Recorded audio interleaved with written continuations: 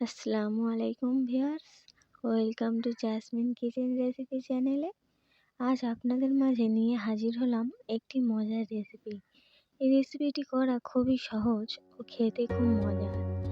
এই রেসিপিটি তৈরি করার জন্য লাগবে 2টি আলু, 1 কাপ ময়দা ও 2টি ডিম।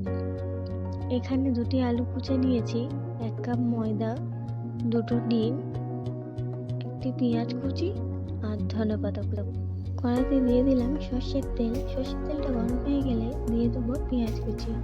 পেঁয়াজটা হালকা নেড়ে চেড়ে পেঁয়াজের ওপর দিয়ে দেবো গোটা জিরে, যাতে গোটা জিরের ফ্লেভারটা আসে। পেঁয়াজটা হালকা লাল হয়ে গেলে দিয়ে দেবো আলু কুচি, স্বাদ মতো লবণ, 1 চামচ হলুদ, 1 চামচ গুঁড়ো লঙ্কা। এখানে মশলাটা ভালো করে মিশিয়ে নিয়ে দিয়ে দেবো ধনেপাতা কুচি।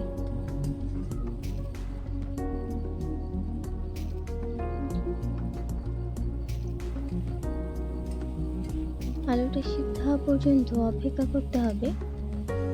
এখানে আলুটা সিদ্ধ হয়ে এসেছে, আমি দিয়ে দেবো 1 কাপ জল। 1 কাপ ময়দা হিসেবে 1 কাপ জল।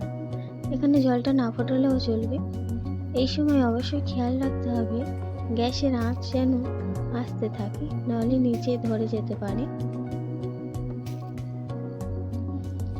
এই কড়া থেকে এরকম যখন ছেড়ে আসবে গ্যাসটা অফ করে দেবেন, দিয়ে অন্য পাত্রে আমি তুলে নেব। ঠান্ডা করে ভালো করে আমি মিশিয়ে নেব। এটা একটা সফট ব্যাটার তৈরি করব। দেখুন ভালোভাবে হয়ে এসেছে, আমার খুব সুন্দর একটা ব্যাটার হয়েছে। এবার আমি বেলুনের সাহায্যে গোল করে বেলে নিয়ে ছুরি দিয়ে কেটে নেব। আপনারা চাইলে যে কোনো ভাবে কাটতে পারেন, আমি 4 কোণা রেখেছি।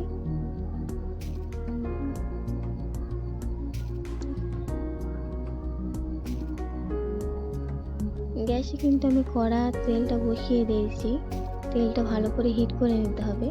এখানে আমি 2টো ডিম ফেটে নেব স্বাদ মতো লবণ দিয়ে।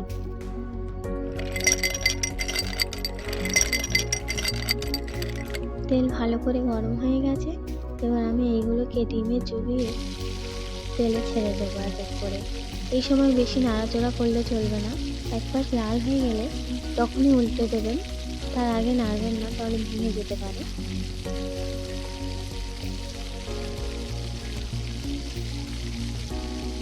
এক পাশ লাল হয়ে গেছে, আমি এক পাশ উল্টে দিয়েছি।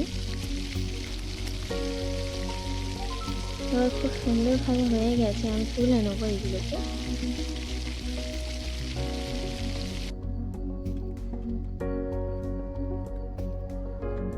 এই তো তৈরি খুব মজার একটা নাস্তা। আপনারা চাইলে ঘরে একবার ট্রাই করে দেখতে পারেন। কেউ বিশ্বাসই করবে না মাত্র এই কটি উপকরণ দিয়ে এত সুন্দর একটা নাস্তা করা যায়। এটি আমার ফার্স্ট ভিডিও।